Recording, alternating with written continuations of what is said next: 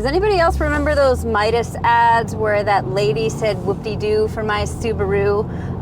Well, if you haven't, I'm completely dating myself because those came out in 1978, but every single time I get into a Subaru, I think about it, and I'm really hoping that this one, the WRX TS, makes me feel exactly that.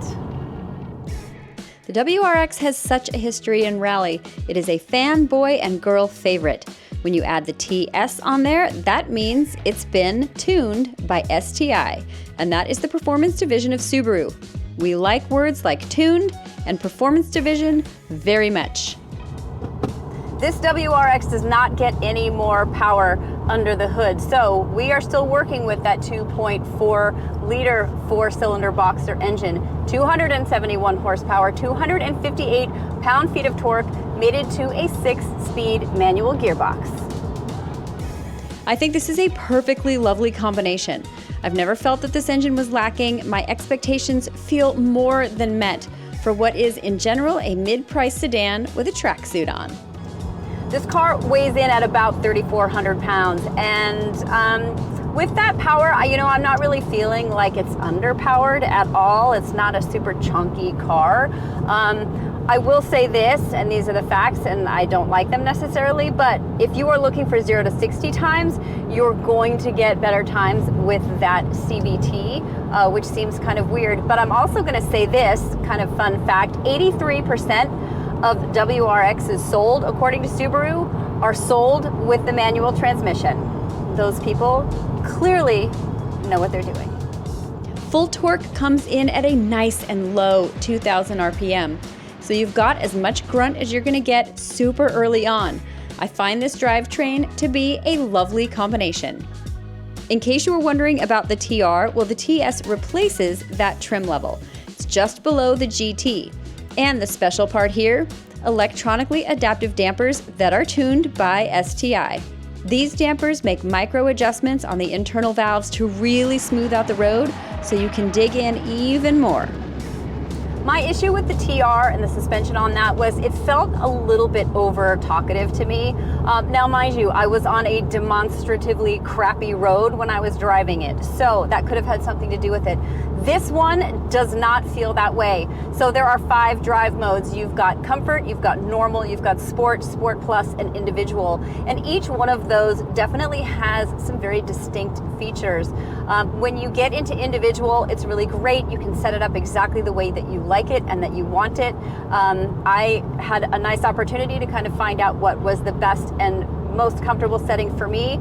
Comfort is definitely a bit kind of floaty, really nice and perfectly adequate for a commute, really terrific. And then Sport Plus really does firm up, make you feel like you are ready for a track and on a smooth road, just really nice and beautiful, nice and balanced, really controls pitch and roll, especially when you're going around turns. Honestly, for a car at this price point, it feels more sophisticated than it should. So I think Subaru's done a really nice job with the suspension here. In the meantime, what else does the TS offer you, the buyer? That would be a 12.3-inch digital gauge cluster. Yes, you heard me right, and that is a first. Driver info gets easier to spy, and it's customizable while you're going through all of that whipping your hair back and forth on the track or in the canyons. And of course, you'll be able to connect with Apple CarPlay and Android Auto with your phone on an 11.6-inch screen. None of that stuff changes from the standard WRX, which I believe I did another excellent video on, and you can watch if you click the link here. The other thing that you're gonna get is these amazing Recaro seats. These aren't just like sport inspired, these are sport seats.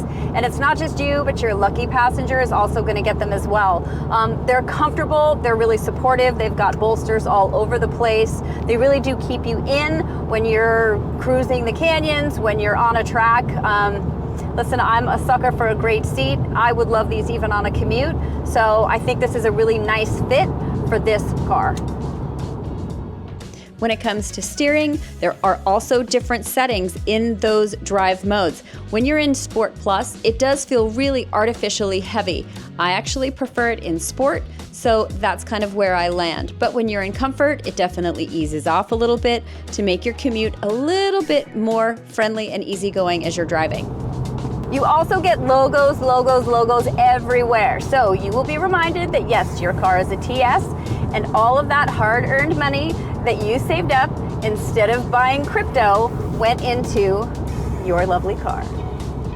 The exterior also gets some telltale signs of this WRX TS-ness with a hood scoop and a TS logo on the deck lid.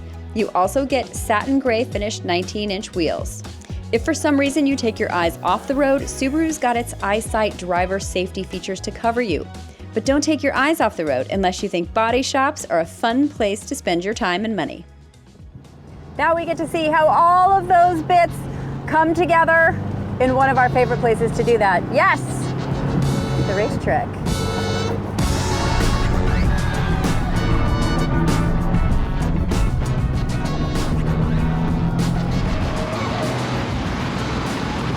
The way that this car is balanced, the brakes feel so confident. Honestly, there's not really a whole lot that you feel like you can get wrong here. I like how it turns in. I've got the steering set a little less heavy. For me, it's that perfect setting. You guys, this is just all around a super fun car to drive. I think this engine does a really fine job too. It's not too little, it's not too much. It's just a kind of a perfect little package. That symmetrical all-wheel drive really does give it so much balance. Like, you feel super stable and steady on this track.